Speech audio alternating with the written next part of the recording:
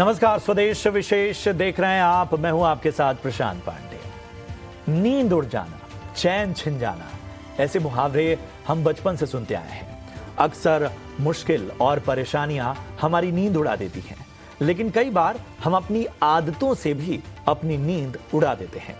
इसी में शुमार है सोने से पहले हमारा बढ़ता हुआ स्क्रीन टाइम। बेड पर लेटकर घंटों मोबाइल देखते रहना। अब यह आदत रिटर्न में हमें बीमारियों का तोहफा दे रही है।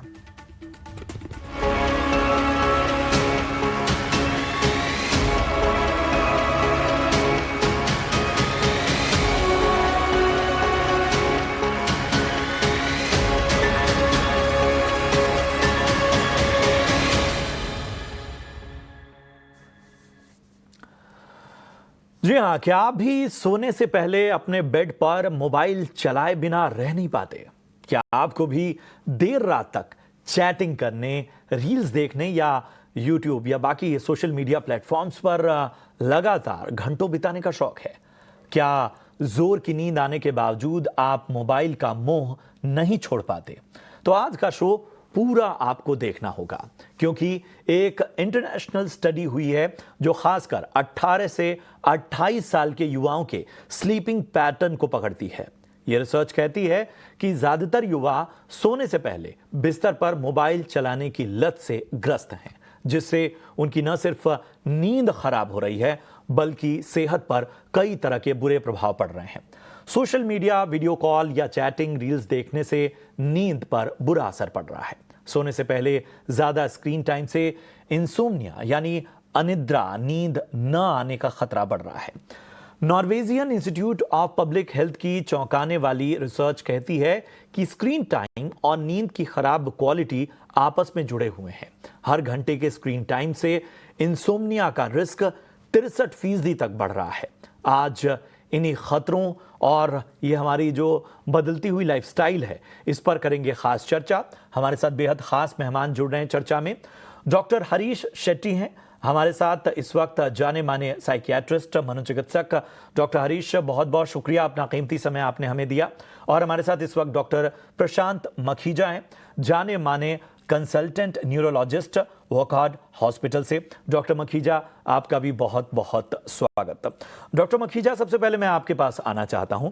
मेरे ख्याल से आप तो इस तरह के जो तकलीफ है उससे रोजाना 2-4 होते होंगे, आपके पास इस तरह की दिक्कतें सामने आती होंगी।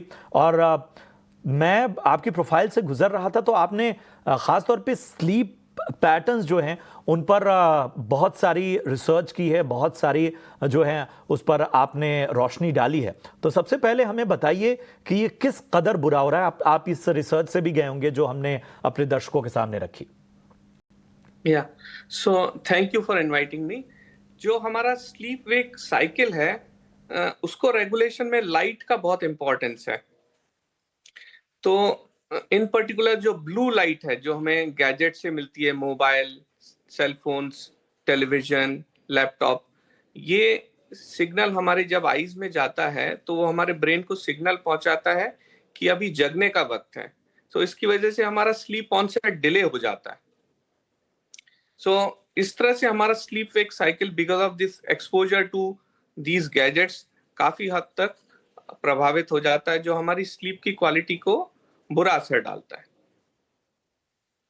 बिल्कुल। तो जिस तरह की स्थितियां हैं उसमें कहीं ना कहीं ये बुरा असर हमारे जीवन पर पड़ रहा है। डॉक्टर हरीश, मैं आपके पास आना चाहूँगा।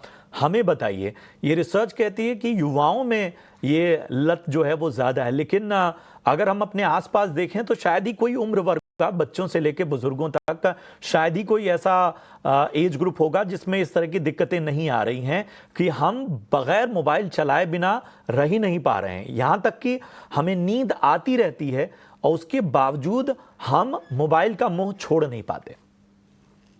मैं बार बार यह कहता हूं कि sleep deprivation is worse than insomnia. Screen का लाइट, जैसे मेरे दोस्त ने कहा, आंखों के अंदर जाके पीनियल ग्लैंड पर असर करता है, जिससे मेलेटोनिन, ये हार्मोन, कम सिक्रेट होता है।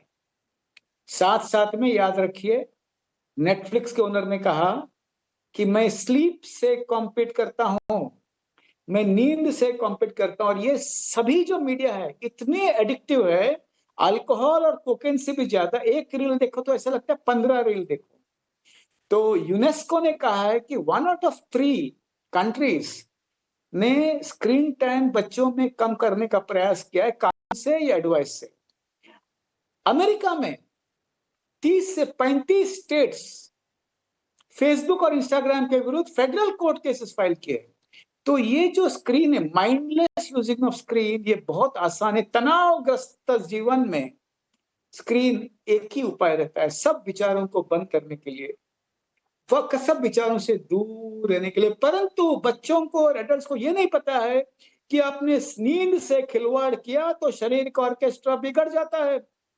नींद से खिलवाड़ किया तो पैनक्रियास आपको इंसुलिन नहीं देता है, थायराइड आपको थायराइड हार्मोन नहीं देता है, और आर्टरीज में जो कैल्शियम प्लाक से सीधा जाके हार्ट में बैठ जाते हैं। स्टमक में एसिड का बौछार होता है। ये इज अ साइलेंट किलर। आज सुबह मेरे अस्पताल में 18 साल का बच्चे को हार्ट अटैक हुआ, वो अभी एडमिट है। क्यों?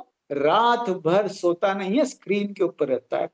Adults also, husband and wife एक दूसरे के को अलग देखकर अपने अपने स्क्रीन में मत होते। मेरा ये कहना है कि माइंडलेस यूज ऑफ स्क्रीन का प्रचार होना चाहिए, इसके पीछे मूवमेंट होना चाहिए। हिंदुस्तान में गैजेट हाइजीन के ऊपर मूवमेंट होना चाहिए। हिंदुस्तान में mindless watching of screen, all over the world mindless watching of screen आगे शारीरिक नुकसान करेगा, ब्रेकअप होगा ऑर्केस्ट्रा का, और हर एक ऑर्गन रोएगा। और एक ऑर्गन ज्यादा रोया तो जान भी जा सकती है, जिंदगी रोज मरने जैसी जिंदगी हो सकती है। तो स्कूल कॉलेजों में से स्टार्ट करना चाहिए movement for mindless use of gadgets. इसके अलावा यूएस सर्जन जनरल पिछला डॉक्टर विवेक मूर्ति ने स्टैटिस्टिक्स लिखा है, सोशल मीडिया एंड यूथ, लाखों लोगों को डिप्रेशन होता है, बच्चों को, लाखों बच्चों को आत्महत्या के विचार आते हैं, लाखों बच्चों को एंजाइटी होता है। ये सिद्ध हुआ है। फिर भी हमको लगता है कि ये चलता रहेगा, नहीं चलेगा। छोटे उम्र से ही mindless use, mindful use of gadgets होना बहुत आवश्यक है। नींद से खिलवाड़ मत करेगा, नींद से खिलवाड़ मत कीजिए, भेजा पलटवार करेगा, ऑर्केस्ट्रा बिगड़ेगा। ऑर्केस्ट्रा में जो सुर आना चाहिए उसके बदले शोर आएगा। Organs will get destroyed, and that could lead to depression, anxiety, diabetes, hypertension, and even death. चिंताजनक स्थिति है। और ये चिंताजनक स्थिति आप सोचिए कि डॉक्टर शेट्टी बता रहे हैं कि ये हर रोज वो ऐसे मरीजों से मिल रहे हैं, ऐसी तकलीफ दे रहे हैं, और जो एग्जाम्पल आज का उन्होंने दिया वो अपने आप में बहुत ही वाकई चिंताजनक स्थिति पैदा कर रहा है। एक चीज डॉक्टर प्रशांत मैं जानना चाहता हूं कि किस किस तरह से ये तकलीफ बढ़ती है, और क्या क्या वो सिम्टम्स नजर आते हैं। खासतौर पे हम देखते हैं जब किसी को इंसोम्निया की बात की जाए या स्लीप डिप्राइव्ड उसका नेचर होने लगता है। तो नींद सही नहीं आने से, अगर नींद सही मात्रा में नहीं है, सही तरह से गहरी नहीं है और कंसिस्टेंटली मेंटेन नहीं है, तो उसके physical as well as mental health consequences होते हैं। फिजिकल के अगर हम उदाहरण दें तो उनका ब्लड प्रेशर, शुगर में फ्लक्चुएशन आएगा, उनको ओबेसिटी की टेंडेंसी बढ़ेगी, उनको शुगर की बीमारी होने की टेंडेंसी बढ़ेगी, उनको हार्ट और ब्रेन की बीमारी होने की टेंडेंसी बढ़ेगी। जैसा डॉक्टर शेट्टी ने बताया कि उन्होंने हाल ही में एक यंग युवा को हार्ट अटैक आते देखा है। ऐसे ही ब्रेन स्ट्रोक होना, हार्ट अटैक आना, ये फिजिकल हेल्थ कॉन्सिक्वेंसेस होने लगते हैं, और साथ में मेंटल हेल्थ कॉन्सिक्वेंसेस भी होंगे। इनकी मेमोरी वीक होगी, इनको न्यू स्किल्स एक्वायर करने में परेशानी आएगी, को डिप्रेशन या एंजाइटी की तकलीफें हो सकती है, और लॉन्ग टर्म में अगर हमारी नींद ठीक ना रहे तो उनको डिमेंशिया होने का भी रिस्क रहता है। तो इस तरह से अगर हम सही तरीके से नहीं सो पाते, सही ड्यूरेशन तक नहीं सो पाते, गहरी नींद नहीं ले पाते, तो हमारे शारीरिक रूप से एज वेल एज मेंटली हम अफेक्ट होते हैं। ये किस किस स्तर पे आपको नुकसान पहुंचाता है कि कई बार ऐसी स्थितियां पैदा हो जाती हैं कि वहां से वाकई आपको हर मोर्चे पर हेल्थ पर नुकसान पहुंचता है।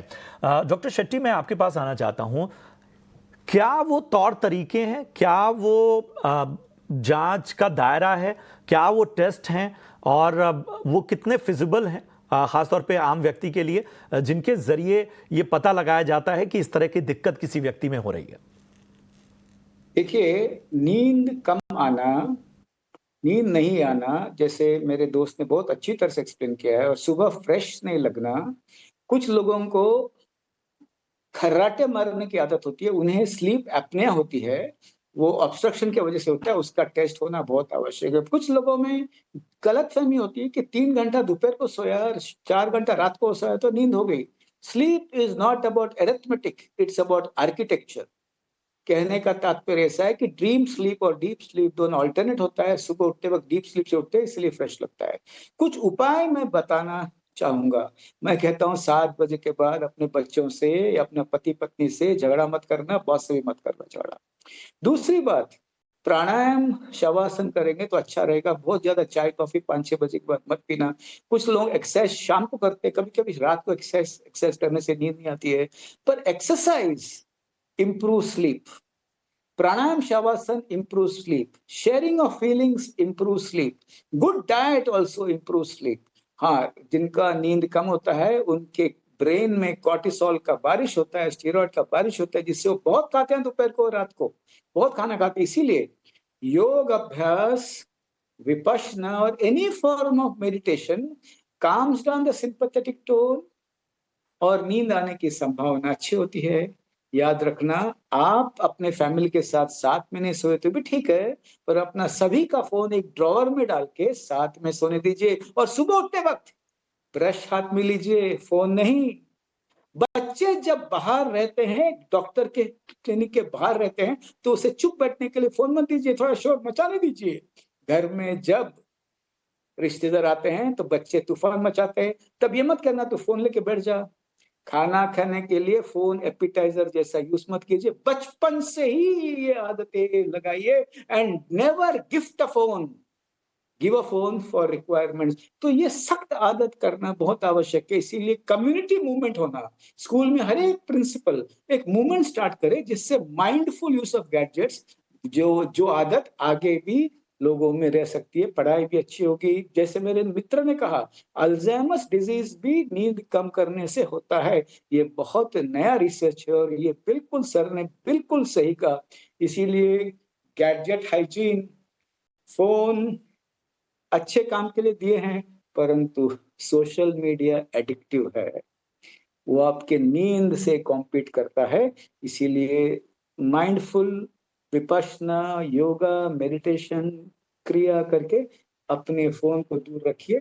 जितना हो सके जब आवश्यक है तब यूज कीजिए। फालतू पॉलिटिक्स उसमें मत खेलिए, पॉलिटिक्स करने वाले और लोग हैं। और एक बात, रात को ऐसे न्यूज मत देखना जिसमें मारामारी बहुत होती है, जैसे पॉइंट, ये action valid point doctor news होता है शेट्टी। ना। और ये वाकई इन सारी चीजों को हम जानते हैं लेकिन अप्लाई नहीं करते। आखिर ये ऐसी क्या मजबूरी है, ऐसा क्या एडिक्शन है कि जान रहे हैं कि ये सारी चीजें हमारे लिए खराब हैं, हमारी नींद, हमारी सेहत, हमारी मेंटल हेल्थ सबको नुकसान पहुंचाएंगी, लेकिन उसके बावजूद हम इससे पीछा नहीं छुड़ा पाते। हमारे साथ इस वक्त जाने माने हेल्थ गुरु और स्पिरिचुअल कोच मिकी मेहता भी जुड़ चुके हैं। मिकी, बहुत बहुत स्वागत आपका। और हम जिस चर्चा से गुजर रहे हैं, मेरे ख्याल से ये नई नहीं है। मेरे ख्याल से आप लोग हर दिन इस चैलेंज को, इसको टैकल कैसे करें, सलाह देते होंगे। लेकिन वो कहते हैं ना, शेर मुझे याद आता है कि मर्ज तब तब बढ़ता गया जब जब दवा की। तो ये एक ऐसी बीमारी हो गई है कि इसकी जितनी इसमें सलाह दीजिए, जितना भी इसमें दवा कीजिए, वो और ज्यादा बढ़ रही है। कैसे देख रहे हैं आप, मुश्किलें कहां पे हैं?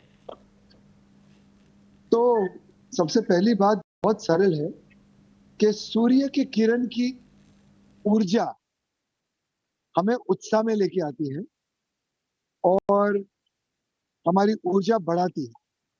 जो आर्टिफिशियल लाइट होती है उससे ऊर्जा क्षीण हो जाती है, हमारी ऊर्जा घटाती है। तो वैसे ही ये जो डिवाइसेस की जो लाइट्स होती है, उससे हमारी ऊर्जा क्षीण होती है। अभी डॉक्टर शेट्टी ने बहुत ही अच्छी तरह से समझाया कि योग संतुलन लेके आता है, प्राणायाम संतुलन लेके आता है, योग निद्रा संतुलन लेके आता है।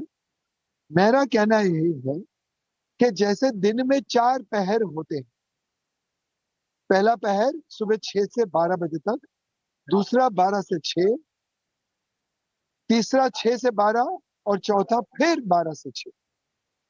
अगर हम 3 पहर में श्रम करें, मेहनत करें, साधना, ध्यान, प्राणायाम, योग करें, तो सिर्फ 1 पहर की निद्रा काफ़ी है, 6 घंटे की निद्रा काफ़ी है।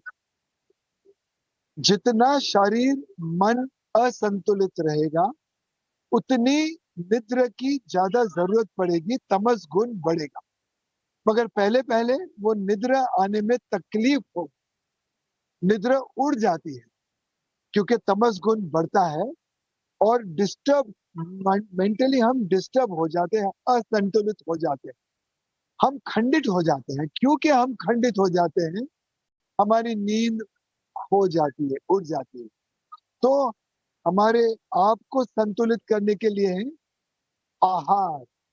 अभी जब मैं आहार बताता हूँ, तो ये सिर्फ फल आहार यानी पौष्टिक आहार की बात नहीं कर रहा हूँ, अनाज आहार की, मैं विचार आहार की भी बात कर रहा हूँ और विहार आहार की भी बात कर रहा हूँ। तो ये सारे जब आहार स्वच्छ होंगे, स्वस्थ होंगे, तो हमारी नींद की समस्या बिल्कुल कम हो जाएगी। सबसे बड़ी बात है इससे लड़ने के लिए इस ध्यान, अपने आप को खाली कर दो। जैसे हम देखते हैं अगर अनुलोम-विलोम करते हैं या नाड़ी शोधन करते हैं या कपालभाति करते हैं, तो हम बाह्यक ब्रीदिंग आउट पे ज़्यादा ध्यान देते हैं, क्योंकि जो अंग में, मन में कचरा पड़ा है, उसको खाली करने के लिए, खालीपन के लिए हमें ब्रीदिंग आउट करना बहुत ज़रूरी है। तो अगर हम ये सारी चीज़ें करते हैं, तो जो डिवाइसेज़ से खतरा हमको है, वो खतरा को हम अनडू कर सकते हैं। जैसे कि किसी को थप्पड़ मार दिया, फिर उसको सराहा, थप्पड़ मार दिया, बर्फ लगाया। मगर पहली बात ये है कि हम थप्पड़ खाने से आदी ना हो जाएँ, कम थप्पड़ खाएँ डिवाइसेज़ के और हम अपने आप में स्वस्थ रहें। बेहतर बात की है मिकी। एक और सवाल मेरा इसी से जुड़ा हुआ है। आप ब्रीदिंग एक्सरसाइज की बात कर रहे थे, ध्यान की बात कर रहे थे। तो हमें बताइए कि जो बिगिनर्स हैं वो आखिर इसकी प्रैक्टिस कैसे शुरू करें? क्या क्या कोई वो तरीका है? क्योंकि ध्यान को लेकर बहुत सारी चीज़ें हैं, बहुत सारे जो हैं जानकारियाँ फैली हुई हैं और ख़ास तौर पे डिजिटल दुनिया में हर कोई बहुत कुछ ज्ञान दे रहा है। तो हमें बताइए तरीका सही क्या है? देखिए, हमें कोई शिक्षक नहीं चाहिए कि साँस कैसे लेनी चाहिए। जब से हम माँ के पेट से जन्म लेते हैं और डॉक्टर हमको थपथपाते हैं, हमारी साँसें शुरू हो जाती है। तो ये एक सेकंड नेचर होता है। फिर भी एक सिंपल, सहज, सरल प्राणों को चालित रखने के लिए नाक से अंदर लेना और अगर तनाव ज़्यादा है तो मुँह से बाहर फेंकना। नाक से अंदर लेना और मुँह से बाहर फेंकना। तो जब भी हम बाहर फेंकते हैं तो लंबी साँस बाहर फेंकें और जब हम अंदर लेते हैं तो गहरी साँस अंदर लें और दोनों ही करते वक़्त ना अति करें, ना गति करें। संतुलित, शांतिपूर्वक, आनंदित साँस अंदर लें। उससे आपको लगेगा कि आपके पेट की अग्नि संचालित हो जाएगी, आपके फेफड़े संचालित हो जाएँगे, आपका हृदय रिदम में आ जाएगा और बॉडी में ऑक्सीजन की मात्रा बढ़ जाएगी। जो अनसंतुलित भौतिक हमारा जो कंडीशन है, वो संतुलित हो जाएगा, मन रिलैक्स हो जाएगा और जितना भी तनाव हमारे शरीर में है, सारा तनाव बाहर निकल जाएगा। हल्के हो जाएंगे, शरीर से हल्के हो जाएंगे, मन से हल्के हो जाएंगे और आध्यात्मिक रूप से भी, तनाव से भी हल्के हो जाएंगे। तो ये सांस की क्रिया अगर हम 30 से 40 बार स्लोली करें तो इसका मुकाबला हम कर सकते हैं, संतुलित हो सकते हैं। ये जो सारी बातें आप सुन रहे हैं ये हम अपने YouTube और बाकी प्लेटफॉर्म्स पे भी डालेंगे, लेकिन हम यही कहेंगे कि भाई रात को सोते वक्त मत देखिए आप इन्हें जब भी आप थोड़ा फ्री टाइम मिले तब आप रिविजिट कीजिए। मैं डॉक्टर मखीजा आपके पास आना चाहूँगा। एक हाल फिलहाल एक वर्ड बड़ा प्रचलन में आया है और बात में इसकी चर्चा हो रही है और मैं ये कह रहा हूँ कि बड़े यंग एज के लोग इसकी चर्चा जब इसका इस्तेमाल करते हैं तो बड़ा आश्चर्य होता है कि मुझे बात में एंजाइटी होती है, स्ट्रेस होता है, टेंशन होता है। मतलब ये ऐसा हो गया कि हम इस्तेमाल करने लगे हैं। ठीक है, आखिर स्ट्रेस एंजाइटी का ये जो स्लीप कनेक्शन है वो कैसा है और इन दोनों में खतरनाक ज्यादा क्या है? तो दोनों, एंजाइटी से हमारी स्लीप प्रभावित हो सकती है, हमको नींद कम आ सकती है। इसी प्रकार से अगर हमको नींद नहीं आ रही है तो दैट आल्सो क्रिएट्स एंजाइटी, उसकी वजह से हमको एंजाइटी बढ़ जाती है। तो वो एक दूसरे को बढ़ाते हैं एक तरीके से। जो भी व्यक्ति ज्यादा एंग्शियस हैं उनको किस बात की चिंता है उससे नींद प्रभावित होती है, और अगर किसी को नींद नहीं भी आए तो उस बात को लेके भी उनको एंजाइटी होने लगती है। तो एक तरह से एक विशियस साइकिल बन जाता है। तो उसको साइकिल ब्रेक करने के लिए ये जरूरी है कि हम नियमित दिनचर्या रखें, हमारा शेड्यूल बराबर रखें और जो मन को शांति दे ऐसे कुछ उपाय अपनाएं, जैसा कि मेरे साथ के कलीग्स ने बताया, डॉक्टर शेट्टी ने बताया और गुरुजी ने भी बताया। उसके हिसाब से हमको प्राणायाम, मेडिटेशन करना है। हमको एंजाइटी से दूर रखने के लिए ये चीजें हेल्प करेंगी और वो हमको अच्छी नींद दे सकेंगी। अच्छी नींद रहेगी तो हमारे पास एंजाइटी होने की संभावना भी कम हो जाती है। इसी से जुड़ा मेरा सवाल है, बहुत से लोग डिपेंडेंट हो जाते हैं बहुत सारे मेडिकेशन पे, उनको लगता है कि उन दवाओं से उन्हें अच्छी नींद आ रही है। ये इसे कैसे समझा जाए? क्या मतलब ये इसे कितना अलार्मिंग माना जाए? मतलब आजकल बहुत ज्यादा लोग एंजाइटी और बाकी चीजों के शिकार हो रहे हैं और वो दवाओं पे आश्रित हैं। माइंड को माना जाता है, मनस्थिति को, माइंड को विलन माना जाता है और ये गलत फहमी है लोगों की कि माइंड आपके ब्रेन में होता है। तो दवाइयां सारी ब्रेन को कंट्रोल करने के लिए दी जाती है और माइंड वैसे के वैसे ही रह जाता है। तो हम दवाइयों से क्या करते हैं, ब्रेन को एकदम अरेस्ट कर देते हैं, उसको पैरालाइज कर देते हैं और वो पैरालिसिस से शायद नींद आ जाए, मगर उससे मन का कोई हल नहीं होता है। क्योंकि जब आप नींद से जागोगे, जो नींद आर्टिफिशियल थी वो जागने के बाद वो तनाव दुगना हो जाएगा। क्योंकि हम जब साधारणतः नींद लेते हैं, या तो नहाने के बाद, या तो प्राणायाम के बाद, या तो हम योग निद्रा के बाद, या तो कोई काउंसलिंग के बाद, या हास्य के बाद, वो निद्रा में सारा तनाव, हम तनाव से मुक्त हो जाते हैं। मगर हम सिर्फ ब्रेन को ब्लॉक करने के लिए जो मेडिसिन लेते हैं, ब्रेन को पैरालाइज करने के लिए मेडिसिन लेते हैं, वो आगे चल के हमको अल्जाइमर्स, पार्किंसंस, ये सारी बीमारियां दे सकती है। मैं इसी सवाल के साथ डॉक्टर हरीश के पास मैं चला जाऊंगा। डॉक्टर हरीश, ये दवाओं पर निर्भरता कैसे देखा जाए और किन किन कंडीशन में जो है वो इनको प्रेफर किया जाता है? जब दवाई की आवश्यकता होती है तब दवाई बिल्कुल लेना चाहिए। ग्लोबलाइजेशन में एंग्स्ट ड्रिवन वर्ल्ड, एग्जांपल देता हूं आपको। मेरे दोस्त का शुगर 500 गया और उससे बहुत तकलीफ थी, आपके ऑफिस में नींद नहीं आती थी। सब उन्होंने प्राणायाम किया, सब कुछ किया, बट कुछ अच्छा नहीं हुआ। तब उनको जब नींद की दवाई दी तो शुगर 250 भी हुआ। तो कुछ लोगों को दवाई की आवश्यकता होती है। यदि एंग्जाइटी बहुत रहे कि मुझे एग्जाम में जाना ही नहीं है, मुझे इंटरव्यू में बिल्कुल नहीं जाना है, मुझे परीक्षा में बहुत डर लगता है, तब दवाई की आवश्यकता होती है। क्रोनिक एंग्जाइटी जब होता है तभी दवाई की आवश्यकता होती है।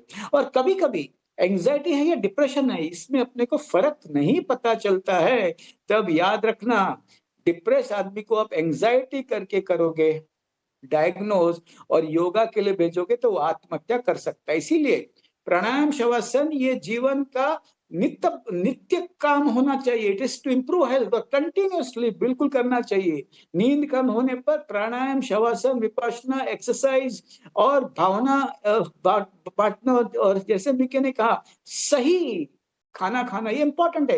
पर जब मन का लचक है, स्प्रेन ऑफ द माइंड है, तब ये सब काम करेगा। मन का फ्रैक्चर है तो दवाई लेनी ही पड़ेगी। जैसे हार्ट पेशेंट दवाई जिंदगी भर खाते हैं, वैसे साइकेट्रिक पेशेंट भी कभी कभी जिंदगी भर दवा खाने की आवश्यकता होती है। जैसे डायबिटीज का पेशेंट, एपिलेप्सी का पेशेंट जिंदगी भर दवा खाते हैं। इसीलिए कुछ लोगों को दवाई ये जिंदगी है, दवाई ये मौत नहीं है। सिस्टम ठीक करने के लिए मन का फ्रैक्चर है तो दवाई लेना बहुत आवश्यक है, और सिर्फ साइकियाट्रिस्ट के एडवाइस से या अपने अच्छे जनरल फिजिशियन के एडवाइस से दवाई खाना आवश्यक है। बिल्कुल, तो ये जो चर्चा रही का निचोड़ यही है कि थोड़ा मन को काबू में रखिए, मन को बेहतर बनाने की कोशिश कीजिए। व्यक्ति की इच्छा शक्ति से बड़ा कुछ नहीं है, और उसके शायद गिनती नहीं है, मतलब इतनी उदाहरण है हमारे पास। और शायद हम कई बार जब हमारे हाथ से बात निकल जाती है तब हम उपाय करते हैं। वो सब चीज़ें छोड़ के अपनी जो बेसिक चीज़ें हैं उस पर आपको ध्यान देना होगा। शुक्रिया करेंगे डॉक्टर हरीश, शुक्रिया करेंगे मखीजा, डॉक्टर मखीजा, और इसके साथ ही मिकी आपका। आप सभी ने अपना कीमती समय दिया, इस बहुत ही अहम विषय पर हमारे साथ चर्चा की, उसका बहुत बहुत धन्यवाद। उम्मीद करते हैं कि आपको भी ये चर्चा पसंद आई हो। अपना ख्याल रखिए। फिलहाल पूरी टीम को दीजिए इजाज़त। आप देखते रहिए ET Now स्वदेश। नमस्कार।